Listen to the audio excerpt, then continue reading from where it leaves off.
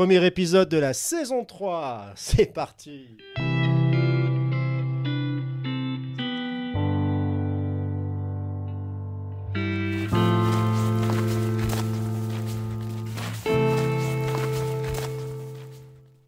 Bonsoir ou bonjour et bienvenue, premier épisode de la saison 3. Prenez place sur ce banc virtuel que je partage avec mes deux collègues. Bonsoir mesdames, bonsoir Émilie. Salut Sébastien, bonsoir tout le monde et j'espère que la rentrée se passe bien pour tout le monde. Mais bien sûr qu'elle se passe bien cette rentrée, pourquoi elle se passerait pas bien cette rentrée? Qu'est-ce qui pourrait changer à cette rentrée? On n'est pas Premier ministre, nous. Non. Bonsoir Aurélie. Salut. J'espère que vous allez bien. Qu'est-ce que tu as comme actu dans ta besace, Émilie?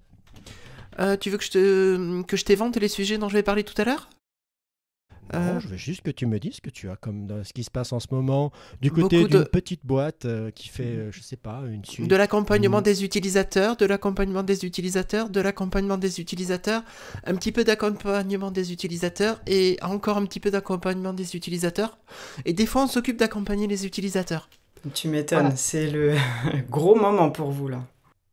Ouais, mais j'y reviens tout à l'heure. Ah, d'accord, tu teasing, c'est bien.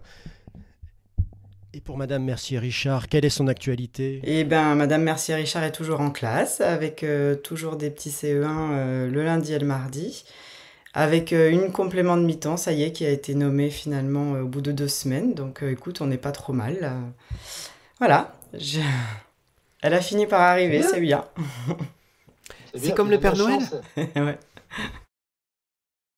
Non, mais elle a de là la là. chance de bosser avec toi, c'est cool, elle va pouvoir apprendre. Si, je sais pas, c'est une néo ou pas? C'est une contractuelle. Ah, ben, elle va sacrément apprendre. Ouais, et puis elle est toute pleine de bonne volonté, donc c'est vraiment cool. Oh, alors s'il y a de la bonne volonté, pardon, mais c'est la moitié du taf, là, déjà, c'est bien. Il reste plus qu'à lui apprendre à résister à la course de marathon là qu'elle a commencé. J'espère qu'elle est bien accrochée. Oui, parce que moi, je cours aussi, vous voyez. Moi, j'ai fait mon bon annonce là sur LinkedIn. J'ai changé de poste, ça y est. Et, alors, je suis pas devenu marathonien, mais un peu dans l'idée, quoi. C'est un peu... Je suis presque dans le trail, là. Sauf que j'avance pas. C'est juste pour rester à la même place que je cours, là. Je cours. Donc, pour ceux qui ne le savent pas, j'ai la joie d'être conseiller pédagogique pour cette année. Donc, j'apprends un peu sur le tas. J'ai la joie et la chance d'avoir de charmantes collègues. Alors, quand je dis charmante, ce n'est pas physique, c'est vraiment une belle équipe dans laquelle je suis rentré. Et ça, c'est super, super important. Eh bien, alors, pour la petite anecdote, sachez que je suis retourné dans une ville que je connaissais déjà, où j'étais Érune. Oh là là, temps lointain qui est agréable à ma mémoire. Et que j'ai ressorti de ma besace un outil que j'avais déjà essayé. Mais quel est-il? Ah là, je savais qu'elle allait me faire cette belle relance. Merci. Eh bien, cet outil, ça s'appelle Joplin. Oui, comme Janice. Comme Janice? Mais pas pareil. Je vous en D'accord. avais déjà parlé il y a quelques temps, mais avant de commencer par Joplin, on va faire un petit point Markdown. Hein? Mais bien sûr, parce que qu'est-ce que c'est une saison de 100 sans un point sur une solution à base de Markdown? C'est Ça n'existe une pas? tranche de pain. Si, c'est comme une tranche de pain sans beurre. Ça existe, mais c'est sacrément moins bon. Ah ouais, non, c'est pas génial. Premier point avec mon chouchou, Obsidian, qui reste, qui est toujours là, que je continue à utiliser, mais à titre un peu plus perso, et qui dernièrement nous a dit, bah, tiens, on va faire un petit ajout, oh, pas grand-chose, on va faire façon base de données, savoir que alors c'était possible avant, mais c'était un peu bricolage. Et maintenant, bah, c'est compris dans le prix, c'est désormais plus facile d'accès, c'est dans les modules de base que vous pouvez utiliser, donc franchement, c'est assez impressionnant. Ça vous liste de base toutes les notes que vous avez prises dans votre coffre. Mais là-dessus, je vous en reparlerai plus tard parce que c'est joli, mais c'est tout frais encore. Et je n'ai pas eu encore la chance de me faire demander 4 fois d'acheter une formation dessus. Donc, dès que j'ai l'occasion de creuser un petit peu le sujet, je reviens Tu veux pas acheter vers une vous. formation? Non, je ne veux pas acheter de formation. Mais ils ont l'air D'accord. tous très, très, très sympathiques. Hein. Franchement, Ouais. ils ont vraiment l'air Dès que tous tu leur très, donnes très ton argent, sympathiques. c'est bon? Mais oui, mais non, en fait, non, on va faire sans. Alors, le deuxième point, c'est celui que je vous ai déjà présenté, et je suis revenu vers Joplin. Mais qu'est-ce que c'est Joplin? Alors, je vais vous le dire. Vous avez en gros la même solution qu'Obsidian. Vraiment, c'est une solution de prise de notes et de gestion à base de Markdown. C'est un petit concurrent, mais ici, par exemple, pas de vue graphique très tape à l'œil, non. Il y a moins de modules que vous pouvez installer. Ben, c'est pas très très grave. Hein. Ah, pour ceux qui se demandent, quand je dis module, c'est pour les plugins. Et moi, j'aime bien module. Voilà. Par contre, le logiciel est open source. Oui. Eh oui, eh oui, eh oui. Donc, moins de modules, mais il y en a quand même. Et vraiment, vous allez retrouver des petites fonctionnalités sympas, comme par exemple, un petit chouchou, c'est la vue Kanban. Hein, rappelez-vous vos grands tableaux. Voilà. Très bien, voilà, le Trello-like, sauf que là, vos données restent chez vous, elles vous appartiennent, tout ça, tout ça. Trello, c'est sympa, mais vos données partent chez eux. Oui. Donc, moi, Kanban, je l'adore pour mes tâches de la semaine. Inutile de vous dire qu'il est bien rempli en ce moment. C'est assez rigolo. J'essaye de le vider, mais voilà. Donc, j'ai un Kanban par semaine et j'archive mes Kanban au fur et à mesure. J'apprécie la vue des dossiers parce qu'on peut la personnaliser en ajoutant un emoji. Ça a l'air de rien, mais par exemple, je sais pas, moi, j'ai des dossiers accidents scolaires. Eh ben, j'ai mis une petite ambulance dessus. J'ai des dossiers sorties scolaires. J'ai mis une petite forêt, tout ça. C'est pratique en fait à retrouver. C'est assez agréable et un peu moins monotone que sur Obsidian, je dois avouer. Joplin reste très rapide. En fait, je me demande même si c'est pas un ressenti, mais j'ai l'impression qu'il est plus rapide qu'Obsidian, si c'est possible encore. Et plus simple à prendre en main. Alors, si vous m'écoutez depuis un petit moment ou si vous arrivez sur ce podcast, bonjour, enchanté, bienvenue, venez, la lumière est là. Eh bien, dites-vous que Joplin, c'est une très bonne solution pour commencer. Franchement, il y a quasiment tout de base. Il n'y a pas beaucoup à se tracasser. Il y a quelques modules à installer, mais franchement, je le trouve plus simple à prendre en main. Donc, moi, je me dis qu'en solution d'entrée, ça peut être pas mal. Hein. Bon, vous avez AnyType aussi. Mais c'est vraiment une solution, le Obsidian-like, je vous dirais Joplin. Alors, je vous ai dit, je l'ai déjà utilisé comme Erune. Alors, ça me permettait de stocker les solutions, les renseignements, les écoles que j'allais voir, etc. Donc, quand j'étais plus Erune, il y a des dossiers que j'ai vidés, je vous laisse deviner lesquels. Mais cette année, j'étais ravi, mais vraiment ravi de le retrouver. C'est comme une bonne paire de chaussures que vous remettez parce que c'est la saison. Elles vous vont toujours aussi bien. Elles sont super confortables. Alors en plus, il y a un module que j'aime bien que vous allez pouvoir installer sur Firefox ou Chrome parce que vous aimez donner vos données. Eh bien, vous pouvez installer un module pour capturer les pages web. Alors il semblerait que Firefox fasse la même chose au niveau des reventes de données maintenant.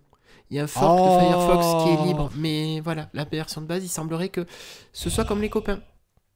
Mais c'est pas possible. Mais si. Faudra que je te retrouve le nom de cette version. Non, mais c'est pas grave, je vais aller regarder ailleurs. Il y en a un autre que je voulais utiliser, donc je verrai si celui-là c'est pareil. Donc ce module permet de capturer les pages web. Alors là, vous avez plusieurs options. Si vous voulez uniquement du Markdown, tout en HTML, il vous dit où est-ce que vous allez l'enregistrer, etc. C'est super pratique, super efficace aussi d'ailleurs. Donc, à utiliser. Dans l'optimisation de cette année, je me suis dit, tiens, on ne va pas réutiliser de la même manière, on va utiliser de faire du para. Para, la méthode de gestion des dossiers. Alors para, c'est en anglais, je me rappelle plus ce que ça veut dire. De toute manière, j'en ai utilisé une espèce de version francisée. Para, normalement, vous avez 4 dossiers. Moi, j'en ai fait 6 parce que sinon, c'est pas drôle. Voilà. Donc, vous avez le dossier d'entrée que j'ai appelé le vestibule où je mets tout ce qui arrive et que je le classerai un peu plus tard. Mais surtout, c'est là que je mets mes Kanban pour savoir ce que je fais comme tâche de la semaine. Voilà. Le premier dossier, par exemple, ça va être tous les projets, c'est-à-dire tout ce qui se termine dans l'année. Exemple, totalement au hasard, qui n'a aucun rapport avec l'actualité, les évaluations nationales. Ça, c'est dans mon dossier projet. Comment s'y connecter, comment s'y retrouver, etc. Tout ça est dans mon dossier projet. Très pratique, vraiment. Voilà. Le 2, c'est tout ce qui n'a pas de fin. Par exemple, les sorties scolaires, ça n'a pas de fin parce qu'on peut en avoir jusqu'en juin. Donc, je mets ça dedans, par exemple. Le 3, c'est toutes les idées intéressantes que je vois passer, de l'utilisation d'un robot à l'utilisation d'un outil, ou comment réutiliser une vieille solution de tableau numérique, que ça a l'air très compliqué quand même, mais je me le mets de côté. Voilà. Le numéro 4, c'est les archives. Et le dernier, le 6e, qui est le numéro 5 en fait, c'est toute la doc sur Joplin, le Markdown, le HTML, je mets tout ça là-dedans. Donc tout ça est bien rangé, c'est beau, c'est propre. Je vous ferai presque une capture d'écran tellement j'en suis fier. On a très envie d'avoir une capture d'écran justement. Oh, capture d'écran tout de suite. Oh, moi j'ai l'impression qu'il va y avoir un mais derrière. Non, il n'y a aucun mais en fait derrière. Okay. Non, en fait c'est le seul mais. Allez, je vais mettre un mais, tu vas voir dans la prochaine partie. Donc à l'usage, pratique, rapide. Moi par exemple, ce que je fais, c'est que chaque semaine, je me copie-colle la lettre hebdo, de manière à pouvoir retrouver beaucoup plus rapidement que le moteur de recherche du site qu'on utilise, toutes les infos qui sont dedans. Parce que le rechercher, il va tellement vite, c'est à pleurer, quoi. Vraiment, c'est super. Le mais, il faut un peu de discipline. Il faut se dire, si je mets tout dans mon dossier d'entrée, au bout d'un moment, c'est un fourre-tout horrible, il ne sert plus à rien. Mais franchement, voilà. Vous voulez l'utiliser sur smartphone et tablette, il y a un petit tutoriel dont je remettrai le lien parce que c'est pas que ce soit compliqué, mais vraiment il y a une petite marche à suivre. Il faut savoir faire un dossier sur Nextcloud. Je pense que ça devrait y arriver. Et le protéger par un mot de passe. C'est vraiment pas trop compliqué. Voilà. Mais ça, c'est si vous voulez smartphone et tablette. Parce que si vous voulez utiliser sur ordi, que ce soit PC ou Mac, c'est tellement simple. La seule chose que vous avez à faire pour synchroniser, par exemple, moi j'ai mon Mac sur lequel ça fonctionne, j'ai mon PC de fonction sur lequel ça fonctionne aussi, tout ce qu'il faut faire, c'est lui dire, c'est dans ce dossier que tu vas stocker toutes les notes. Et ce dossier, il est sur nuage. Autrement dit, Nextcloud pour tout le monde. Et comme ça se synchronise, à chaque fois, assez rapidement. Ce que vous faites sur un ordi et synchronisé sur l'autre, c'est tellement efficace, vraiment. En fait, il n'y a pas vraiment de gros mais. Voilà. Ok. Essayez. Franchement, si vous êtes dans un boulot où vous avez des notes en pagaille à mettre de côté parce qu'on vous envoie des mails, parce qu'on vous envoie des messages, parce que Bidule vous a téléphoné pour vous dire qu'il n'a pas eu ses identifiants sur One, ou que Truc a décidé de faire un labomat et qu'il aimerait que vous passiez voir, tout est dedans. Et c'est pratique. Voilà. Mais comme toute solution, il faut un petit peu de discipline, revenir et vider certains dossiers pour que tout garde une utilisation aisée. Ok. Écoute, c'est tentant parce que moi j'utilise, comme beaucoup de gens, j'imagine, Notion, et du coup je voudrais bien partir de Notion. Et j'ai vu Docs là dans la suite qu'on a, Apps Éducation, que j'essaie de... Sauf que je suis pas sûr que Docs... Alors Docs, c'est en ligne. Ouais. Alors il paraît que tu peux l'utiliser hors ligne et que dès que tu te reconnectes, mais bon, j'ai pas tenté. En fait, voilà pourquoi moi je n'utilise pas Notion ou Notion, et pourquoi je préfère utiliser Joplin ou même Obsidian. La raison, elle est toute simple. Les notes m'appartiennent. C'est-à-dire que elles ne sont pas stockées sur un serveur annexe que je ne connais pas. Elles sont quand même stockées sur le serveur de cloud. Ouais. Oui, mais le cloud en question, il est fourni par l'Éducation nationale. Oui, bien sûr. En plus, les notes sont en Markdown, c'est-à-dire que demain, je ne sais pas moi, Obsidian plonge et décide de fermer, je prends mes notes, je les ouvre dans une autre solution et ça fonctionnera. Alors, je perds quelques fonctionnalités annexes, pratiques mais annexes, mais voilà. Donc, et Docs, est-ce qu'il va pouvoir faire des liens entre les notes ? Parce que ça, c'est super pratique. Tu te fais ton index, tu peux basculer d'une note à l'autre, faire une référence d'une note dans une autre. Je te donne un exemple. Je suis des néo-titulaires. Quand j'ai besoin de prendre des notes pour savoir quel jour ils sont là, dans quelle école, quel numéro, qui est-ce qui les suit, etc., j'ai tout ça et je sais que c'est tranquille. Ça ne se balade pas. Dans des trucs qui vont aller regarder mes données en se disant, bon, alors, qu'est-ce qu'on peut tirer comme profil ? si tu vois ce que je veux dire. Donc voilà, j'ai pas la question à me poser de se dire, bon là c'est une donnée très sensible, je peux pas la mettre parce que ça va être consulté par un tiers qui ne me garantit plus rien, surtout que depuis l'autre fou Orange est au pouvoir. Et c'est quand même un peu rassurant. Tout à fait. Ben, moi, je vais regarder ça parce que moi, je suis rentrée dans Notion quand j'ai préparé mon café parce que justement, je cherchais un truc pour, tu vois, mettre tous les liens sur les thématiques et tout ça. Et puis après, je me suis dit, ah bah tiens, c'est pas mal aussi dans mes fonctions d'e-run. Mais c'est vrai que du coup, après, là, tu rentres de la donnée beaucoup plus sensible que juste faire un lien vers le webinaire dont on t'a parlé, quoi. Alors, attention à une chose quand même. Mais bon, c'est là où il y va avoir besoin de discipline. La gestion des documents externes, style le PDF, même la simple image, ça demande... Alors le PDF, moi je copie-colle le texte carrément, parce que sinon, à lui dire, tu vas gérer, c'est là-dedans qu'il y a le PDF, ou je fais une référence en me disant tel dossier, tel document, parce que sinon c'est pas très très pratique. Les images, quand je veux mettre des images, si elles sont pas déjà en ligne, je les mets en ligne à partir de nuages. Je récupère le lien, copie-colle, machin, truc, voilà, tout ça. Il y a quand même des, comment dirais-je, des compromis à faire. Ouais. C'est pas non plus la solution miracle qui va arriver. Mais après, moi, Notion, en plus, sincèrement, j'ai toujours un petit frein en me disant, c'est peut-être un peu trop libre pour moi, trop usine, je peux tout faire. Là, c'est de la prise de notes, basta. Hein. Très bien, je vais aller voir ça. Mais écoute, bonne vision. Et puis, si tu as besoin, n'hésite pas. Ouais, je voudrais bien ta capture d'écran, du coup. Ouais, et puis t'achèterais une formation, Aurélie, comme ça. Alors, pour 499 € normalement, je fais des formations de 3 heures. Mais spécialement pour toi, mais ce soir et ce soir seulement, elle est à 299 €. Voilà. Prix d'amis, hein. Ouais, on dirait que tu fais ça tous les jours, que t'as l'habitude. Écoute, peut-être que je vais me reconvertir là-dedans. Écoute, pourquoi pas, hein. Bon, je vais vous proposer qu'on laisse ce sujet, que nous passions au suivant. Et donc... Aurélie, à toi la parole. Eh ben, très bien, parfait.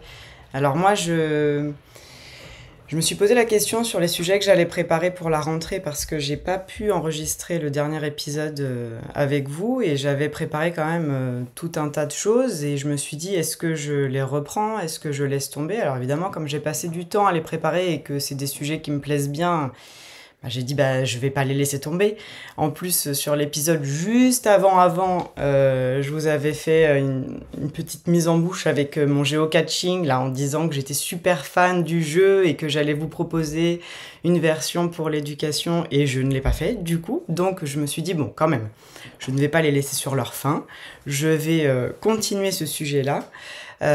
Donc je vous avais parlé de ma passion pour le géocaching. Et pour faire rappeler vite fait ce que c'est que le géocaching, c'est un jeu de piste en ville ou dans la nature où on doit trouver des endroits avec la géolocalisation. On a des petits indices et à la fin on trouve un objet qui est caché quelque part. Et je trouvais donc ce concept hyper intéressant pour le transformer en jeu de piste pour les élèves, donc essayer d'avoir ce jeu d'un point de vue plus pédagogique. Notamment sur tout ce qui est compétences sur apprendre à se repérer et puis en tout cas vraiment particulièrement pour la classe de CE1 on a tout un travail sur en ce qu'on appelle questionner le monde sur découvrir son quartier. Ça fait partie de notre programme et comme ça fait des années que je fais les CE1, j'en ai un peu marre de juste aller me promener dans le quartier sans enjeu, je sens bien qu'au bout d'un moment, les enfants me suivent, mais ils n'écoutent plus trop ce que c'est que la mairie et ils s'en fichent un peu, quoi.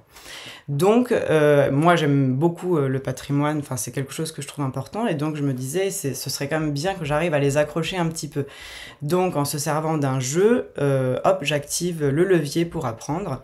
Alors, le problème de cette application géocaching que moi, j'utilise en tant que joueuse, c'est que déjà il n'y a pas forcément de cache qui existe dans le quartier de l'école et qui correspondent à ce que j'ai envie de leur montrer. J'ai pas forcément envie d'aller me balader n'importe où. Et puis si je veux des énigmes, si je veux juste pas aller chercher une cache mais avoir des énigmes qui corsent un petit peu le jeu, il faut que j'ai un abonnement premium. Alors c'est pas hyper cher, hein, c'est une trentaine d'euros pour l'année, mais je cherchais quand même quelque chose de gratuit. Et puis dernier problème du géocaching, c'est que ça fait appel à de la géolocalisation. Et moi, avec mes élèves de CE1, quand je sors avec les tablettes, je n'ai pas je peux pas jouer en ligne, donc du coup, je suis coincée sur les géocaching. J'avais ensuite une autre demande, c'est que en tant qu'e-run, moi j'avais aussi envie d'avoir une application qui puisse être prise en main facilement par des enseignants qui connaissent pas le géocaching, donc qui n'aient pas besoin de créer leur compte. Et comme ça, je peux proposer après le projet jeu de piste dans mon catalogue d'ateliers numériques. Et puis, évidemment, qui restait dans les clous au niveau des données personnelles, ce qui est probablement pas le cas avec l'application Geocaching. Donc la solution que j'ai trouvée, j'ai cherché un peu, j'ai cherché longtemps, et la solution que j'ai trouvée qui correspond le mieux, c'est Pégase de Canopé. Donc depuis cette année en plus, depuis l'année dernière du coup, puisque c'était en juin que j'ai écrit ça. Donc depuis, c'est devenu gratuit. Alors c'était pas très cher avant, mais maintenant c'est gratuit, c'est donc encore mieux. C'est limité à 4 parcours, mais je pense que c'est quand même suffisant. Il y a une offre pro-éducation qui est payante à partir de 75 € par an, mais voilà, c'est pas utile, c'est plutôt si tu veux faire plein de parcours, mais sur l'application gratuite, en mode gratuit, là, 4 parcours, c'est bien. Alors ce que j'aime bien, c'est que du coup, il y a 2 modules. Tu as un site en ligne sur lequel tu prépares ton jeu, et après, tu as une application gratuite que tu télécharges, et tu intègres le numéro de ton jeu, et du coup, tu peux jouer hors ligne directement. Donc, je n'ai plus de soucis de connexion hors école. En plus, il propose une partie ludification. Donc, en fait, pour chacune des étapes de ton parcours de jeu de piste, tu vas pouvoir faire un petit jeu. Alors, c'est très basique, hein. On est sur du memory, on est sur du QCM, on est sur du remettre des images ou dans l'ordre chronologique. Donc, c'est quand même assez classique. Mais en même temps, il faut bien penser que quand tu es sur un jeu de piste, tu es quand même dans la rue avec des enfants, et qu'il faut pas que ton jeu dure 1000 ans, parce que sinon voilà, tes conditions de sécurité sont plus trop bonnes. Donc voilà, donc ça j'aime bien cette partie ludification. Tu peux gérer une scénarisation entre les étapes, donc tu peux raconter une histoire pour accrocher un peu tes élèves. Et puis à la fin, tu peux créer un puzzle qui indique du coup le dernier élément, le dernier endroit pour trouver la cache que tu as cachée. Forcément, puisque c'est une cache. Le parcours, tu peux le mettre en privé ou en public. Il y a un catalogue aussi, donc tu peux, si le jeu de piste que tu as proposé est intéressant, tu peux le mettre en public, comme ça tous ceux qui sont dans ton secteur peuvent jouer à ton jeu. Voilà, donc c'était tout un tas de choses qui me plaisaient bien. Alors, il y a des mais, hein, on est un peu limité au niveau du stockage. Je peux pas faire 50 parcours parce que je suis limitée. Mais je trouve que pour un premier jeu de piste, l'application est assez facile à prendre en main. Et Canopé, c'est aussi quand même gage de plutôt un truc qui va bien fonctionner et que les enseignants connaissent, et on peut y aller en confiance. Voilà, donc si vous voulez tester, Pégase de Canopé fait bien le taf. Alors c'est vrai que quand je l'ai présenté, c'était un des ateliers que j'ai présenté à Ludovia cette année. Et j'ai des enseignants qui m'ont demandé pourquoi j'utilisais pas Geniali ou des choses comme ça qui permettent de jouer, enfin d'avoir beaucoup plus de l'aspect ludique avec des jeux qui sont beaucoup plus compliqués, beaucoup plus complexes que moi, mon simple memory ou mon simple QCM. Mais alors déjà Geniali, bon, non. Deuxièmement, Geniali, il faut de la connexion. Et puis, voilà, ce que j'ai dit aussi, c'est qu'il faut pas oublier que quand on est dans la rue avec des élèves, on peut pas se permettre de s'arrêter plus que 5-6 minutes à un endroit pour faire un petit jeu. Donc un petit memory, ça prend 5 minutes et on passe à l'étape suivante, c'est ce qui nous permet d'avancer. Voilà, donc je suis assez contente de ma trouvaille. J'ai mis un peu de temps à le prendre en main parce que il n'y a pas assez de tutos, je trouve, sur Pégase. En fait, on découvre un peu par nous-mêmes comment fonctionnent les jeux. En plus, ce qui est un peu pénible, c'est que tu n'as pas, tu sais, une fois que tu crées ton jeu, tu peux pas aller le voir directement dans l'application en fait. À chaque fois, il faut publier une nouvelle version de ton jeu. Donc là, ma première version à moi, j'en suis à la version 21 ou 22 quoi. Et c'est vrai que ce serait bien d'avoir un petit retour quand tu prépares un jeu, de voir ce que ça donne, surtout quand tu n'as pas les explications de comment se crée le jeu. Tu vois, le QCM, tu sais pas trop ce qu'il faut mettre, où faut le mettre. Alors à force, après, c'est une fois que tu as compris, ça va, c'est facile. Mais c'est vrai que j'ai perdu vachement de temps sur ma première version de jeu parce que voilà, il manquait un petit peu les explications et les tutos qui vont bien. Mais une fois que je l'ai pris en main, bah, du coup, j'ai créé un petit jeu on va dire en 1 heure. J'ai créé un petit jeu de piste exprès Ludovia, sur Ludovia. Donc je me suis servi voilà, j'ai inventé des questions sur Ludovia, sur les intervenants, sur le planning. Et à la fin, il y avait une petite cache physique aussi à trouver. Bon, parce que j'aime bien, j'aime bien cacher des trucs et j'aime bien que les gens aillent chercher des trucs. Bon, Canopé, si vous nous entendez, alors si vous avez besoin de faire un tuto sur Pégase, on connaît quelqu'un qui l'utilise. Si vous avez besoin de faire des retours utilisateurs sur Pégase, on connaît quelqu'un qui en a quelques-uns à vous faire. Voilà, ce serait bien de voir en direct les changements qu'on fait dans votre programme. Vraiment pratique. Un petit émulateur, ouais. Ouais, ce serait top. Voilà. Le message est passé, merci. Ah non, mais écoute, je connaissais pas du tout Pégase. Écoute, franchement, ça fait le taf. Alors après, ce qu'il faut bien penser aussi quand tu fais un jeu de piste comme ça avec des élèves, c'est que la partie intéressante pour eux, c'est le jeu de piste, et la partie intéressante pour toi, c'est ce que tu vas en faire après, une fois que tu reviens en classe, évidemment. Donc c'est pour ça que, alors c'est vrai qu'au départ, les enfants, ils lisent les explications, parce que tu sais, entre chaque... Tu racontes des trucs sur l'école, donc moi j'ai inventé tout un circuit, j'ai inventé un petit garçon qui allait dans leur école, qui devait aller à la gare pour faire quelque chose, et puis après il devait aller là, et puis après il devait aller là, et donc du coup on suivait son parcours. Et au départ, ils étaient mignons, ils lisent, tu sais, les explications. D'accord, il n'y avait pas d'école le jeudi. D'accord, maîtresse, oui. Puis alors après, ils en ont plus rien à faire. Donc, ils font les jeux, ils essayent d'aller très, très, très, très, très vite à la cache finale. Et du coup, après, tout l'intérêt, toi, pédagogiquement parlant, c'est de les reprendre en classe, de refaire toutes les étapes en classe une fois qu'ils les ont vécues. Et voilà, c'est là que vraiment tu mets l'apprentissage. Mais c'est vrai que tu peux pas faire simplement le jeu de piste en te disant, bon, bah c'est bon, ils maîtrisent la ville dans les années 50, quoi. Parce que c'était mon thème, moi, le patrimoine de la ville dans les années 50. Donc voilà, ils ne le maîtrisent pas à la fin du jeu de piste. T'es vraiment obligé de revenir dessus. Petite question, tu nous avais parlé de Math City Map. Voilà. Alors en termes de comparaison, lequel des deux est le plus simple à prendre en main ? Alors, je suis pas allée jusqu'au bout du jeu que j'ai commencé à faire dans Math City Map. D'accord.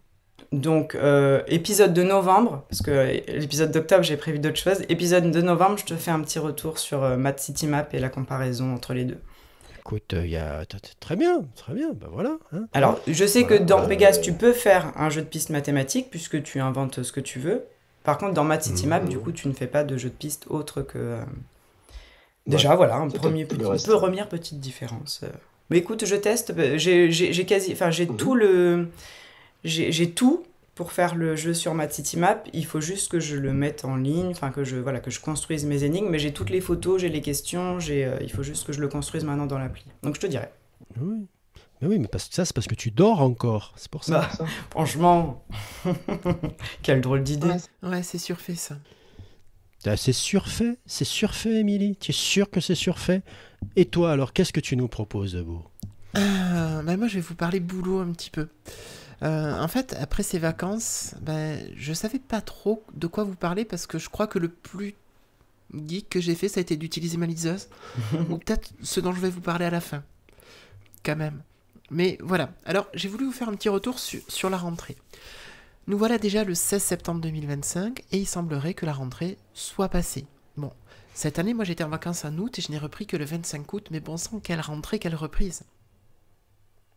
Donc aujourd'hui, je vais vous parler un petit peu de ce qui se passe derrière la façade, derrière le décor du boulot. Et je vais commencer par un petit peu vous dire pourquoi. Alors j'ai repris le boulot il y a 3 semaines et j'ai déjà l'impression d'avoir pris le taf depuis 2 mois. On a un boulot de malade, quelque chose de sérieux. Et je crois qu'on a presque doublé le nombre de mails traités par jour en restant toujours le même nombre de personnes au support. Alors, faut pas que j'oublie aussi les coups de main que nous donnent certains des collègues qui sont pas au support pour traiter certains mails, mais voilà. Juste pour donner un exemple, hier matin, à l'ouverture de la boîte mail, on avait plus de 350 mails à traiter. Alors qu'on était presque à 0 vendredi soir. Tu rajoutes à ça le téléphone presque à temps plein et tous les mails qui tombent pendant la journée, bien sûr tous les retours aux mails que toi, tu fais. Je vous assure que vous risquez plein de choses, mais en tout cas pas de vous ennuyer une seule seconde. Alors chez nous, la période de rentrée, c'est toujours la période chargée, bien sûr. On l'a mise en période rouge parce que nous sommes très demandés. Il faut préparer des devis, passer des commandes, guider les utilisateuristes vers les bons tutoriels, réparer les bêtises que les gens font plus ou moins volontairement, il faut expliquer les outils que l'on propose, et tout ça, c'est normal, c'est le boulot. Cette année, j'ai l'impression que l'on a une demande qui a explosé. Alors, il y a bien une raison pratique avec l'arrivée de nouvelles utilisateuristes, mais on a toujours les mêmes problèmes qui reviennent. Les mêmes questions qui sont posées, et souvent les mêmes comportements qui se répètent. Alors, on a la personne inquiète, par exemple, la personne qui a peur de faire une bêtise, qui passe 3 heures à lire et à relire la page, à questionner le pourquoi du comment, et de l'intention cachée derrière le bouton suivant, ou de la case date de naissance. Non, là, en fait, on n'a pas trop le choix. Soit on rassure la personne, soit on l'envoie paître et lui demander de faire preuve d'un peu d'autonomie. Non, en fait, c'est la première solution qui gagne, hein. On s'occupe d'elle. Mais on n'est pas des sauvages, quand même. C'est beau. Ouais. Après, il y a le faux inquiet filou. C'est la personne qui se fait passer pour inquiète, pour être accompagnée, et en fait, pour qu'on fasse à sa place. Alors, je trouve ça un petit peu dégueulasse, disons-le simplement. Et c'est souvent une personne capable, mais qui n'a pas envie de faire. Elle a juste pas envie de réfléchir 2 secondes ou 2 minutes, et elle préfère passer 30 minutes à attendre au standard, plutôt que de se prendre en main et de lire 5 minutes de tuto. Voilà. Alors, dans la classe, je suis pas certaine que ce soit un comportement qui soit très positif et très recherché, ni très valorisé. Je dis ça, je dis rien. Parfois, on a des personnes pas très honnêtes lorsqu'elles appellent le support pour de l'aide. Ces personnes, elles savent pertinemment qu'elles ont fait des erreurs, pour ne pas dire autre chose. Et on entend souvent que c'est l'outil qui ne fonctionne pas. Et c'est vrai, lorsque tu assieds à 95% le manche de ta bêche, tu risques de ne pas pouvoir retourner le sol bien longtemps dans ton jardin. Ouais, on a des champions pour ça. Alors au début, je pouvais me faire avoir, mais avec l'habitude, tu comprends généralement en quelques mots quel est le problème et tu sais quelles sont les hypothèses qui peuvent l'expliquer. Et généralement, l'erreur, elle est entre la chaise et le clavier, ce qui en soi n'est pas vraiment un problème. Alors ça peut aussi aller avec les personnes qui te disent que l'outil n'a pas fait ce qu'il fait habituellement. Par exemple, t'avertir que tu t'apprêtes à supprimer des données sensibles et qu'il sera impossible de les retrouver, que tu t'apprêtes à perdre ta licence d'utilisation achetée. Et certaines personnes préfèrent ne pas le lire, aller de l'avant. Voilà, la fleur au fusil. Et c'est quand même beau de voir la confiance qui nous est portée, parce que finalement, c'est nous qui avons la pression pour récupérer les bêtises de nos utilisateuristes. On a également les personnes qui t'appellent mais qui ne t'écoutent pas. Elles parlent. Tout l'art de la situation, ça va être de comprendre à quel moment et de quelle manière tu vas pouvoir poliment et fonctionnellement leur couper la parole, car tu as déjà compris leur situation depuis le 6e mot entendu, mais cela fait déjà 2 minutes montre en main que tu as décroché et que tu n'as pas pu en placer une. Voilà. Alors, il y a plein de situations intermédiaires entre toutes celles-ci, bien sûr. Alors, il y a un cas heureusement peu fréquent, même rare, mais qui arrive quand même, qui est celui des personnes supérieures. Ce sont les personnes qui veulent t'obliger à ce que tu fasses quelque chose pour elles, parce que tu le leur dois. Alors que non. Nous, c'est vrai que nos clients, ce sont des clients, prennent une licence d'utilisation. Oui, elles veulent que tu fasses le boulot à leur place parce qu'elles ont un vrai travail, et ça tu l'entends. Il va falloir être capable aussi d'être suffisamment en confiance pour expliquer au client que la licence d'utilisation, elle l'autorise à utiliser l'outil, mais pas à nous demander de faire les choses pour lui. Et voilà, qu'à aucun moment on ne s'est engagé à faire cela. Peut-être que ces personnes, lorsqu'elles prennent un abonnement à Word, qu'elles achètent la version boîte, elles s'attendent à ce que quelqu'un vienne leur taper leur texte dès qu'elles ont besoin d'écrire quelque chose. On est exactement dans le même sujet. Oui, Sébastien ? Je viens d'avoir une idée marketing démente. Vous pourriez tripler votre nombre d'utilisateurs. Vous écririez les commentaires du LSU. Ah oui. Les commentaires d'élèves. Hein, tu crois pas, non ? C'est fou. Alors, tu sais qu'on nous demande les générateurs par intelligence artificielle pour ce genre de truc. Oui, bah oui, bien sûr. Bon, après, c'est encore une autre histoire. Bon, après, je parle de tout ça et vous allez me dire que je déprime et qu'il faut que je me protège. Non.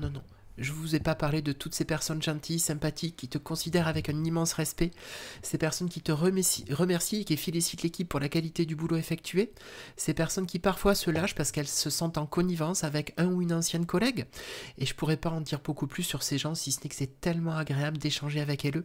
Ça booste, ça motive pour faire mieux et pour en faire plus. Moralité, si vous utilisez un service fait par des humains pour des humains et que vous échangez avec des personnes pour de vrai, pensez que la personne, elle est comme vous. Elle a sa vie avec ses hauts, ses bas, elle a ses problèmes et ses réussites au boulot. Il y a des moments difficiles et parfois des moments moins difficiles. Et finalement, si on est plus humain avec les uns et les autres, que l'on fait un pas de côté en se rendant compte que ces problèmes-là sont minimes finalement, que l'on n'a pas besoin de se mettre la pression, ni de mettre la pression sur les gens qu'on sollicite. Et enfin, le fait de parler aux gens avec considération, qui me semble un prérequis, que ce soit avec nos élèves, nos pairs, nos partenaires professionnels, finalement on aurait juste quelque chose à y gagner. Voilà, dans la vie de tous les jours. Bon alors c'était pas très geek, c'était un petit peu numérique quand même, mais, mais voilà, j'avais envie de faire ce petit retour. C'est d'actualité. Ah oui, ça c'est totalement dans l'actualité.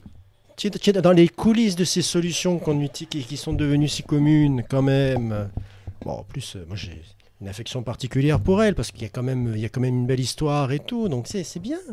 Voilà, on est content. Puis bon, tu ne fais pas un boulot très très facile parce que les collègues ne sont pas un public facile parfois. Disons, j'aimerais qu'ils prennent plus le temps de lire ce qui est marqué devant eux. Êtes-vous sûr de vouloir faire ceci? Oui. Vous avez 4 onglets à cliquer, vous êtes sûr? Oui.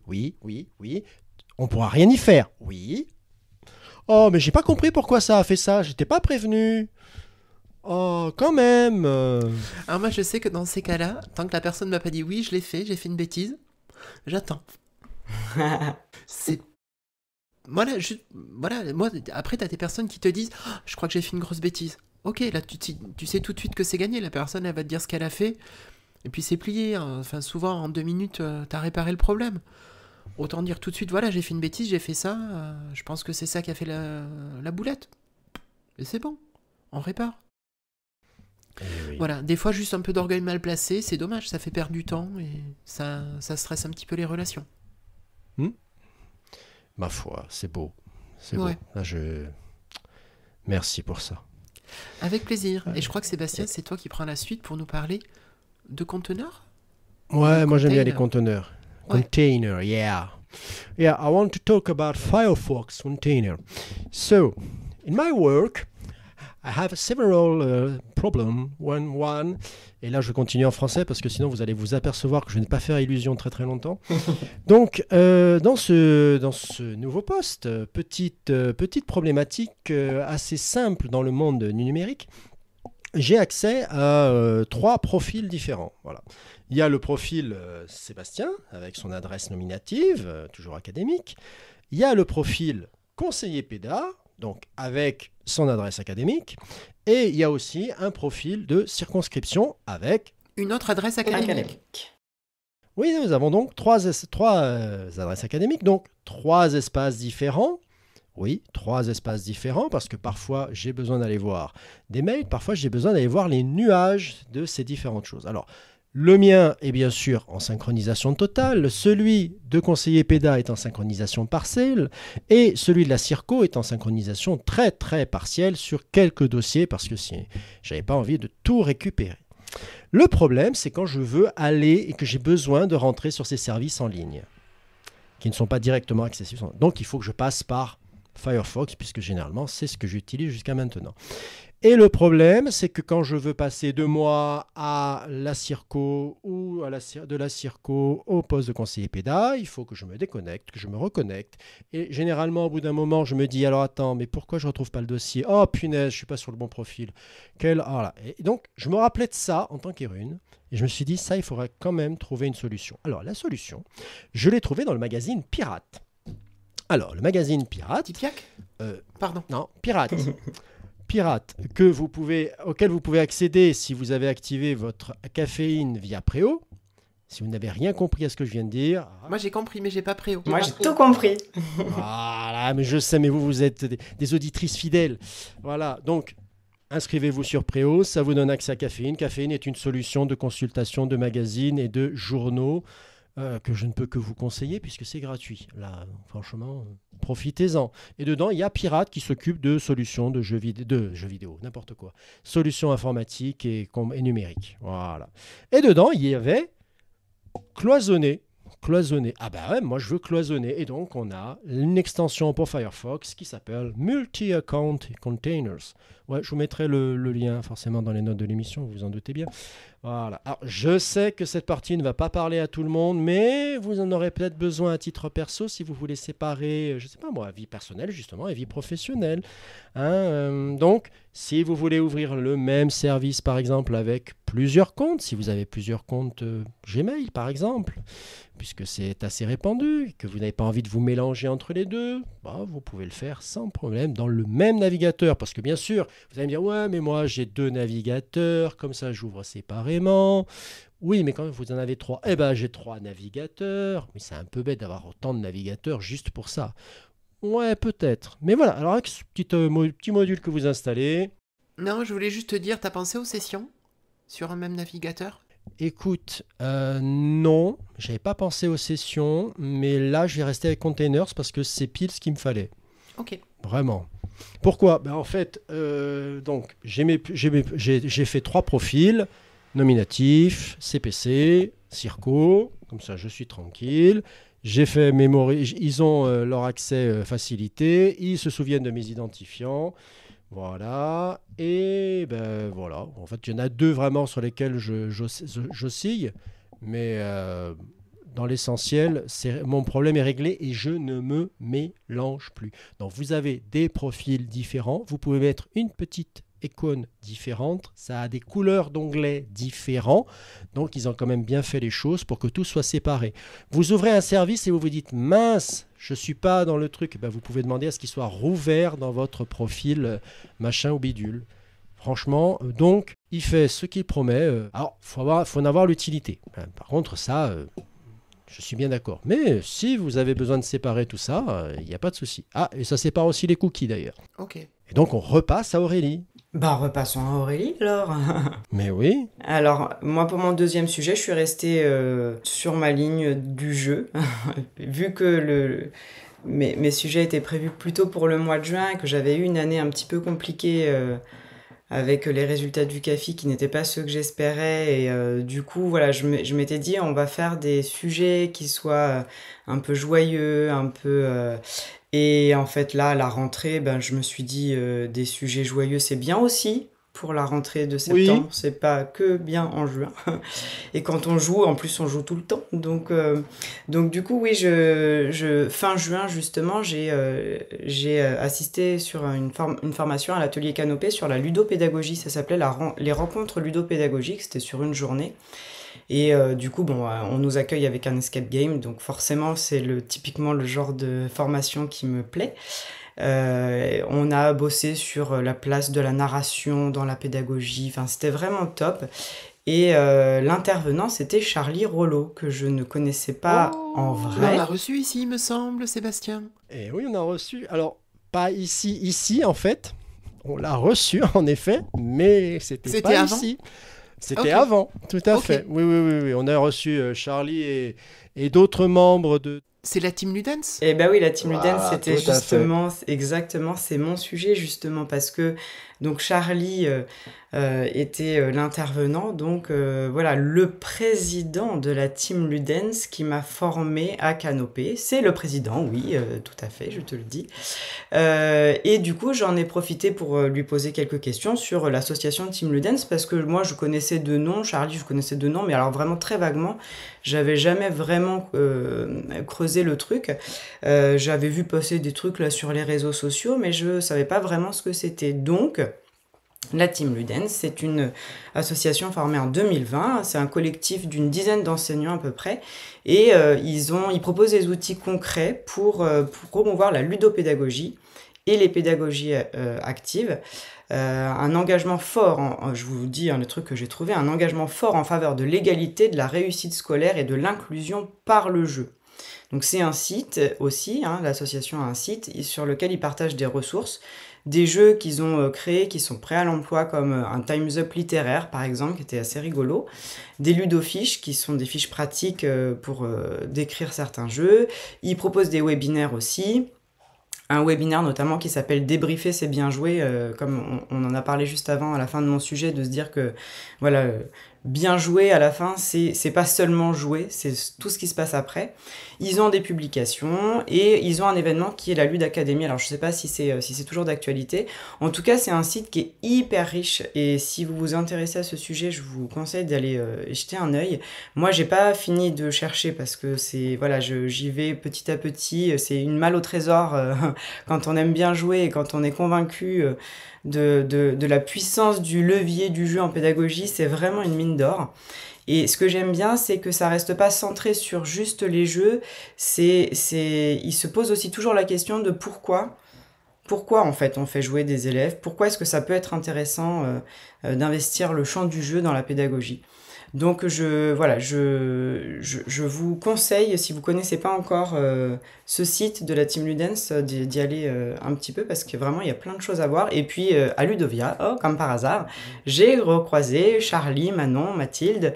Donc je leur fais un petit coucou de la Team Ludens. Donc des gens hyper sympas. On a vraiment une team géniale. Ah oui, ils sont très sympas. On avait fait une émission très très agréable avec Émilie. On avait deux, on avait Charlie. Alors je sais plus si Manon était là ou dans le chat. Et ben, en gros, on en avait deux dans le chat. On n'a pas arrêté pas arrêté de discuter. Donc ça avait été un super épisode. Écoute, ça pourrait être de bons candidats à une future émission pour qu'ils soient encore en ligne sur l'internet. Oui, qu'ils reviennent en ligne. Ouais. Ce qui est sympa, c'est justement quand tu découvres le site et que tu peux parler après avec eux en vrai. Tu vois, c'est toujours ce que je préfère à Ludovia, c'est de voir tous les gens que tu vois sur les réseaux, tous les sites que tu aimes bien, et hop, tu vois les gens en vrai, tu vois les gens qui sont derrière, comme les Émilie qui râlent contre les utilisateurs. Tu croises les vrais gens qui sont derrière les vrais sites. Mais je râle pas contre les utilisateurs, je voulais juste mettre en exergue ce qui se passe concrètement. Non, tu râles contre certains utilisateurs, mais on râlerait tous. Même parfois, je trouve que tu es d'une patience folle. C'est le boulot aussi. Mais oui, mais bien sûr. Après, j'ai toujours bossé en spécialisé avec des gamins déficients, donc voilà. Je me suis entraîné. Voilà. Et si vous entendez un bruit de quelque chose qui tourne, c'est juste le couteau que retourne Aurélie sur le fait de rencontrer les gens à Ludovia. Bravo. Oui, bravo. Merci Aurélie. J'espère que l'année prochaine, tu pourras venir. Et Émilie aussi, parce que vous me dites toujours non, là, quand je vous dis... Alors Ludovia, moi, c'est en plein pendant le moment où on reprend le taf et où on a une charge de boulot de dingue. Donc, à moins d'avoir un stand du boulot à Ludovia, ça va être dur. Voilà, une bonne idée. Ouais, mais ça veut dire qu'il faut libérer du monde à ce moment-là, ce qui n'est pas forcément le plus stratégique. Donc à voir, tu vois, au niveau investissement, parce que ça reste une entreprise, hein, et voir si c'est intéressant ou pas. Et je ne te dirai pas que certains ont fréquenté Ludovia avant toi. Hein. Mais oui, je sais bien. Voilà. Mais je crois qu'on a fait le tour de nos sujets de base. Il va falloir se repasser sur le côté geek. Non. Ah, mais non, mais pas du tout. Oh. Alors, j'ai un petit sujet, d'accord, mais quand même, je voulais vous le présenter. Donc moi, je vais vous parler des fondamentaux, Sébastien, quelque chose que tu as l'air d'avoir oublié. Mais alors, quand on accueille des gens, il faut un petit peu de correction. Les fondamentaux ça de la relation va. humaine. Bon, pour ce deuxième sujet, je vais vous parler d'un outil que je n'utilise pas, mais dont je pourrais parler dans le cadre du boulot par contre. Oui, parce que je suis plus en classe, donc forcément je l'utilise pas. Alors je vais pas tergiverser, je vais pas faire monter le suspense, je voulais vous présenter rapidement les fondamentaux. Les fondamentaux, je parle des mini-films de Canopé, coucou Régis, et pas des programmes officiels, excusez-moi. Alors, qu'est-ce qu'on trouve dans les vidéos des fondamentaux ? Déjà, une simple bibliothèque d'un peu plus de 600 vidéos courtes, animées, expliquant chacune en quelques minutes des points clés du programme scolaire de l'école primaire. Je vous rappelle, primaire, c'est maternelle plus élémentaire. Vous retrouvez un peu tous les sujets de l'école, utilisables à différents niveaux. C'est super, vous pouvez illustrer facilement une notion grâce à cette vidéo courte. Je ne sais pas si vous voulez tendre vers la classe inversée, donner un petit peu d'autonomie à vos élèves. aller un petit peu plus loin, réexpliquer différemment, vous pouvez utiliser ces vidéos. Dans les côtés que je trouve assez super, c'est que vous pouvez télécharger d'un simple clic la vidéo. Il n'y a pas besoin de passer par un logiciel tiers qui va récupérer le truc. Non, c'est prévu. Il y a marqué télécharger la vidéo. Vous cliquez, ça télécharge. Vous pouvez télécharger les sous-titres. Vous pouvez télécharger uniquement la piste audio. Vous pouvez télécharger un QR code de partage. Mais vous pouvez aussi télécharger les fiches pédagogiques, les flashcards de l'épisode et les fiches par an. Et le tout pour un abonnement très onéreux de 0 €. Alors, je trouve vraiment le site bien pensé, simple. J'adore les ressources qui sont proposées. Ça va pas vous faire votre séance de classe, c'est clair. Mais honnêtement, je leur demandais pas ça. J'aime bien l'idée d'avoir des pistes d'exploitation pour me permettre de faire différemment, d'aller plus loin et d'y aller différemment. Voilà. C'était donc les fondamentaux, les petites vidéos de chez Canopé. Et bien sûr, Seb, tu mettras le lien dans les notes de l'épisode. Bien sûr. Bien sûr, c'est une base. Ouais, moi j'utilise tout le temps. Tout le temps. Bah, tu vois, c'est un truc que j'avais utilisé un tout petit peu avant d'arrêter, je crois, ou que j'avais vu entre-temps. Et en fait, ça m'était complètement sorti de la tête. Et en cherchant quelque chose à vous présenter, je me suis dit que c'est tellement une banque d'outils pratiques, simples et efficaces. Pourquoi ne pas la mettre en exergue ? Depuis le début de l'année, c'est bien pour ça. Oui. Bon, Sébastien, si on reprenait un petit peu de geek, qu'est-ce que t'en penses ? Alors, juste avant de prendre un petit peu de geek, mais c'est en relation, hein, comme tu as gentiment fait un petit coucou à Régis, je tiens à vous informer que si vous écoutez le dernier Nipédu qu'ils ont fait en direct de Ludovia, vous retrouverez une voix que vous connaissez, mais on ne dira pas laquelle. Je l'ai pas encore écouté celui-là. Et tu sais que c'était rigolo parce que je passais dans Ludovia au moment où on était en train de monter les stands, tu sais, c'est avant l'ouverture.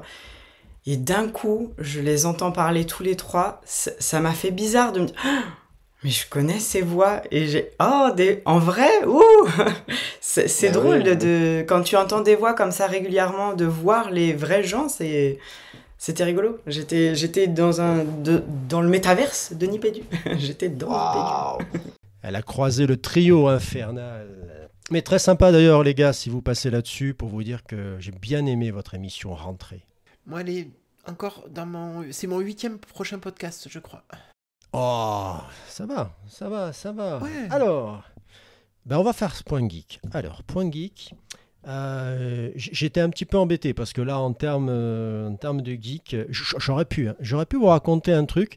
Là, je suis sur un jeu, mais c'est un jeu un peu masochiste qui est la suite d'un très gros hit il y a quelques années. Ça s'appelle Silk Song. C'est la suite de Hollow Knight, mais c'est tellement dur que franchement, je ne le conseillerais pas. Sauf si vous êtes un profil bien particulier. Non, en définitive, là, je me suis refait un petit Stephen King. Je suis dans Si ça saigne. Ah oui. C'est un recueil de nouvelles. C'est un recueil de... Alors, c'est un recueil de nouvelles, mais un peu la façon de Brume, c'est-à-dire qu'il y a une nouvelle qui fait les 4/5 du livre. Ouais. Voilà, qui reprend, si vous avez suivi Carnet Noir, Monsieur Mercedes, etc. Il y a La vie de Chuck, qui vient juste dans l'adaptation. Voilà. Et vous avez aussi la première nouvelle, qui est le téléphone de Monsieur... Hannigan, voilà, qui a aussi été adapté sur Netflix, d'ailleurs, qui est passé en adaptation sur Netflix. Qui est bien. Et donc, voilà, il n'y a que la dernière nouvelle sur laquelle je suis. Surprise, un écrivain qui a besoin de s'isoler pour terminer son livre. Je me demande d'où lui vient l'inspiration et tout ça pour vous dire que profitez des livres de Stephen King puisqu'apparemment, on arrive sur la fin. On arrive sur la fin de ce qu'il va écrire, donc ça reste un moment particulier et je ne peux que vous recommander toute son œuvre de toute manière. Il y a des choses qui sont moins bonnes que d'autres, mais dans l'ensemble, c'est vraiment terriblement bon. Oui, moi je l'avais écouté en audio-livre, Si ça saigne, et j'avais trouvé que c'était un super recueil de nouvelles. Après, je crois qu'il y en avait une, je crois, que j'avais trouvé bof, mais le reste, j'avais vraiment trouvé ça très bon. Non, j'ai beaucoup aimé les 2 premières, même si un autre podcast m'a un peu spoilé la vie de Chuck, donc... Je n'en dirai rien. Mais ça, c'est parce que tu écoutes Le Roi Steven ou La Gazette du Maine. Ah non, moi... Non, Non, c'est pas moi, je n'ai pas parlé. non, c'est pas toi. C'était même pas la Gazette du Maine. C'est une discussion qu'ils avaient dans la Tour Sombre. Oui, ok. Voilà. Donc, Dans la 19e palabre. Dans le 19e palabre, pardon. Dans la 19e Oui, non, palabre. mais quand tu dis la Tour Sombre, j'avais compris. Voilà. Donc voilà. Donc, lisez du King ou si vous avez envie de vous faire mal, jouez à Silksong. Oui, alors juste par rapport à la fin des écrits de King, c'est juste qu'il disait qu'il avait peur de plus avoir assez de tête pour écrire correctement, donc il se disait qu'il risquait d'arrêter. Mais tant qu'il a la tête, il va continuer à écrire, s'il a l'inspiration. En fait, alors, oui, et il a quand même dit que son dernier livre arrivait, quoi. D'accord. Voilà. À voir si Oui, c'est le dernier voir. ou si c'est après, le dernier avant le prochain. s'il nous fait une Miyazaki, il va encore sortir une dizaine. Oui. Alors moi, devinez, Tu vas nous parler de geocaching ? quasi. Non, j'avais des jeux de piste, ouais, 2 applis de jeux de piste. Alors là, c'est pas dans le cadre pédagogique, c'est plus si vous aimez bien vous balader ou si vous avez des enfants, 2 petites applis de jeux de piste à tester. Et c'est rigolo parce que c'est comme des petits cadeaux qui m'ont été faits parce que du coup, comme je parle beaucoup de jeux de piste autour de moi, on s'échange des jeux de piste. Donc la première application qu'on m'a présentée, c'est Légendaire. Une appli qui m'a été échangée par un collègue Iron qui s'appelle Michael Saunier contre Mad City Map. Il m'a dit tiens, j'ai écouté Sante la dernière fois, tu as parlé de Mad City Map, écoute, moi j'ai une appli aussi que j'aime beaucoup qui s'appelle Légendaire. Donc du coup voilà, on s'échange des applis sous le manteau. T'as une appli, tu me files ton appli, je te file mon appli. Donc on s'est échangé nos applis. Alors j'aime bien Légendaire, franchement j'y ai joué avec mes enfants. Donc c'est une appli de visite guidée en mode machine à remonter le temps. Donc balade patrimoine, reconstitution historique, t'as des parcours immersifs avec un petit casque de réalité virtuelle que tu peux acheter dans les offices de tourisme participants au prix de 2 €. T'as une 50aine de villes et de sites en France et tu peux aussi faire des parcours en ligne directement de chez toi pour découvrir un endroit. C'est des parcours qui sont créés par des historiens et des archéologues en lien avec des guides locaux, des médiateurs culturels et des offices du tourisme. Donc c'est vraiment des spécialistes du terrain et tu peux y aller, voilà, tu te planteras pas sur le parcours et sur l'histoire du parcours. Donc ça, c'est la première application Légendaire. Et la deuxième, c'est Gaia World. C'est une appli qui m'a été offerte aussi par Claire Dreyfus, une prof d'histoire géo que j'ai rencontrée sur l'auberge pédagogique espagnole et qui est aussi fan de géocaching comme moi et qui a utilisé cette application-là avec ses élèves. Donc c'est des jeux géolocalisés, alors là pour le coup il faut une connexion. C'est des aventures qui sont créées par d'autres joueurs, donc là on a moins le côté patrimoine historique et véritable, c'est plutôt les élèves qui peuvent faire ça. Donc elle, c'est une prof de collège, donc elle avait fait créer les parcours par ses élèves.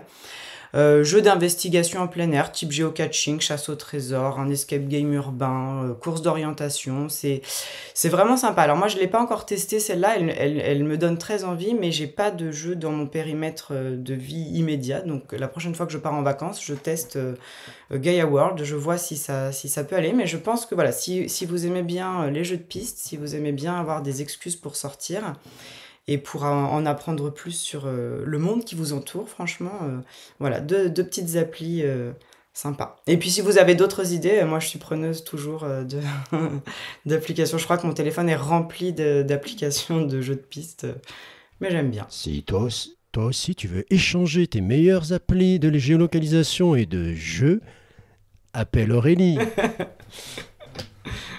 Complètement. D'accord. Mais le message est passé. On a dit c'est mon petit truc dîner de con, tu vois, c'est ma petite passion de dîner de con, j'adore. Est-ce que moi je vous ai parlé de Markdown déjà, franchement, hein? C'est quoi le Markdown? Bon. Allez, Émilie, tu as la parole. Ouais, est-ce que moi je parle de mon sujet? Bon. Alors, j'ai rien fait, je vous l'ai dit tout à l'heure, de très geek ces derniers temps, à part ouvrir ma liseuse, et j'aurais bien parlé de The Last of Us que l'on vient de finir de regarder avec les enfants, enfin la saison 1, mais je crois que je vous en avais parlé il y a quelques mois, donc je vais pas recommencer. Je pourrais vous parler du petit chat qui vient à la maison que les enfants ont prénommé Joël, bon, à prononcer à l'américaine, comme dans The Last of Us, allez savoir pourquoi. Non, je vais vous parler du Game Pass Ultimate, de xCloud et de Clair Obscur Expedition 33. Waouh! Alors, ça fait beaucoup de mots là, attends. Alors, je redis, Game Pass Ultimate, xCloud, Clair Obscur 33. Expédition 33, pardon.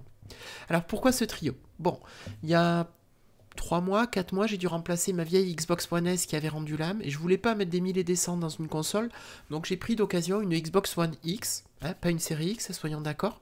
Donc je reste sur l'avant-dernière génération de consoles de chez Microsoft. Tous les jeux ne tournent pas sur celle-ci, mais il y a quand même un effort de fait, et encore dans des jeux qui sont capables de sortir, des jeux récents, de tourner sur cette console. Voilà, donc ça c'est plutôt pas mal. Moi, je voulais jouer à Clair Obscur Expédition 33 qui m'avait fortement attiré, et par contre, ce jeu n'existait qu'en version pour les Xbox Series, donc je pouvais pas y jouer. Et donc j'ai pris l'abonnement Game Pass Ultimate Aurélie pour bénéficier sur console, ordinateur et smartphone, si jamais, de toute la bibliothèque proposée par Microsoft. Alors, à installer si je peux l'installer, ou à jouer en streaming. Et en fait, tu vas faire jouer ton jeu sur des consoles chez Microsoft qui vont streamer le jeu chez toi, et tu joues sur des Xbox Series X, donc les consoles les plus puissantes de chez Microsoft. Donc j'ai passé toute une partie de mon été à jouer à plusieurs jeux, dont Expédition 33 sur ma console à la maison, sur la télé, c'est cool, avec des temps de chargement super réduits, et ça c'est super agréable.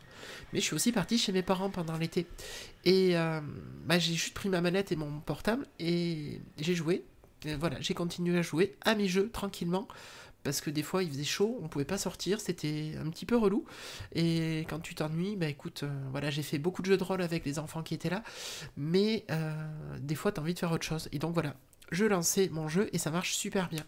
Alors tout ça, ça me coûte 13 € par mois, bon, c'est un certain budget, mais voilà, ça marche sur console. Quand c'est sur la console, tout le monde peut y jouer, quand c'est déjà installé. En revanche, lorsqu'il faut streamer le jeu, c'est dommage, il n'y a que moi qui peux y jouer parce que je suis la seule à avoir le compte principal. Dommage pour les enfants. Et voilà. Mais bon, peut-être que les enfants trouveront une solution plus tard. Oui, voilà. Il y a une idée comme ça. Oui. Non, mais peut-être qu'un jour Microsoft pensera qu'il peut y avoir un abonnement famille où tous les membres de la famille pourront streamer les jeux. Ça serait bien. C'est dommage qu'ils n'y aient pas pensé alors qu'ils en ont parlé depuis 5-6 ans que xCloud est sorti. Bon allez voilà, donc si vous voulez jouer, ça vous évite d'avoir une machine de guerre parce que juste une connexion qui va bien, et je vous dis, ça pourrait même marcher sur une télé, voire sur un frigo si vous avez un frigo sur lequel vous pouvez appairer une manette. Ouais, il y en a qui l'ont fait. Oui, bon. Mais bon, allez, là on va spoiler des sujets de Techcraft, c'est pas le moment. Et puis il commence à se faire tard, hein, déjà 10h10. Non, mais attends, quand même, avant, un petit avis sur le jeu des Français, là, alors. Moi, j'ai adoré ce jeu, l'univers est super beau, ça me faisait penser à Final Fantasy 7 et 8. Alors parce que c'est une dynamique au tour par tour, mais alors par contre tu vois dans Final Fantasy si tu étais trop long ou trop longue pour lancer tes actions, l'autre passait devant. Là c'est pas le cas. Tu laisses pendant que c'est ton tour quoi qu'il arrive. Mais les graphismes sont super beaux, il y a un côté poétique dans le jeu, dans l'histoire. Alors j'ai fini la trame principale moi, mais il reste plein de choses à faire dans le jeu, j'ai peut-être fait 50%. Et en fait mon fils m'a vu jouer et lui il se l'est acheté pour l'avoir sur son ordi, et il a poncé le jeu en long, en large et en travers, il fait des millions de dégâts par coup, c'est un truc de dingue, et il s'est régalé, enfin nous sommes régalés dessus, et je sais qu'il n'y a qu'un truc attend ma fille, c'est de pouvoir jouer à Expédition 33, quand j'aurai fini je lui laisserai mon compte pour qu'elle puisse y jouer. Voilà, c'est beau. donc c'est vraiment un super jeu, il faut aimer quand même ce style de jeu, c'est un jeu à tour par tour. Mais ouais, c'est bien, il y a du relationnel dans les personnages, il y a une histoire. Dans Final Fantasy 7 et 8, il y avait une histoire aussi, hein, donc même bon, si la Shinra, c'était pas... Enfin, c'était parfois un petit prétexte, mais bon. Là, je crois qu'on est en train de perdre Aurélie. Non, pas du tout, j'écoute très attentivement. D'accord. Non, des passifs de joueuses, ou de joueurs pour Seb. Voilà. Bon, Seb, je te rends la parole pour relancer la conclusion. Mais bien sûr, alors je pourrais vous dire que nous sommes présents sur quelques réseaux, que ce soit Instagram, Blue Sky, Mastodon. Vous avez votre serviteur qui répond à l'acronyme Stuteur, S-T-U-T-E-U-R. Vous avez Aurélie qui répond à Merci Richard 5 sur X et AMR Iron sur les autres. Vous avez Émilie. Alors moi, vous cherchez Irslo, IRSLO, et vous tomberez sur moi à peu près sur n'importe quel réseau, mais je suis plus sur Twitter depuis quelques années. Par contre, préférez Mastodon parce qu'elle est plus véloce dessus. Oui, c'est vrai. Voilà, j'ai les notifs pour voilà. Mastodon. Ah, merci Sébastien. Mais je t'en prie, ça va me permettre de conclure ce premier épisode de la 3e saison de ce podcast. Je remercie encore chaleureusement les 2 personnes qui m'ont accompagné. C'est toujours un plaisir, ça a été un bonheur de les retrouver. J'espère qu'elles vont durer toute l'année quand même, Oui. Qu'elles vont résister au... Mais j'ai pas compris parce que... En fait, il m'a dit 4 fois que j'allais perdre mes données, mais j'ai pas cru. Ou alors, maîtresse, machin, il m'embête. Voilà. J'espère quand même qu'elles vont réussir à résister à tout ça. Je souhaite vous retrouver à la prochaine. Et si ce podcast vous a plu, parlez-en donc autour de vous. On n'est pas contre un peu de popularité quand même. Parce que moi, j'ai des formations à vendre, je vous rappelle. Donc, je mettrai ça dans les notes de l'émission. Et il me reste à vous souhaiter... Et Obsidian, oui, c'est mais... ça Attends, mais je peux faire des tas de formations. Attends, CodeIMD. Vous voulez une formation CodeIMD? Mais je vous la fais pour pas cher. Ouais, mais celle-là, tu l'as fait moins cher, 150 150 €. Bah oui, mais non, 50 € CodeIMD. Par contre, pour le pack CodeIMD Apps Éducation, là, c'est 150 €, monsieur, dame. Ok. Vraiment, à ce prix-là, je peux pas aller plus bas. Ok. J'y perds presque de l'argent. Voilà. Bien sûr. Bon, prenez soin de vous, les gens. Et à la prochaine. Salut tout le monde. Bye bye.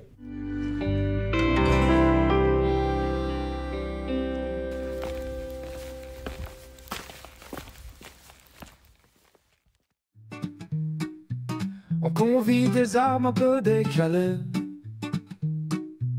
le collectionneur de cailloux plats et l'amoureuse des cactus en bois. Oh, oh, oh, c'est dîner de curiosité où chacun vient un peu cinglé. Des histoires folles à raconter, le vin coule et on laisse aller. Il y a celui qui parle aux étoiles et celle qui tricote des voiles, le monsieur qui imite les hiboux, la dame au chapeau d'escargot fou. Oh, oh, oh, oh. C'est dîner de curiosité où chacun vient un peu cinglé.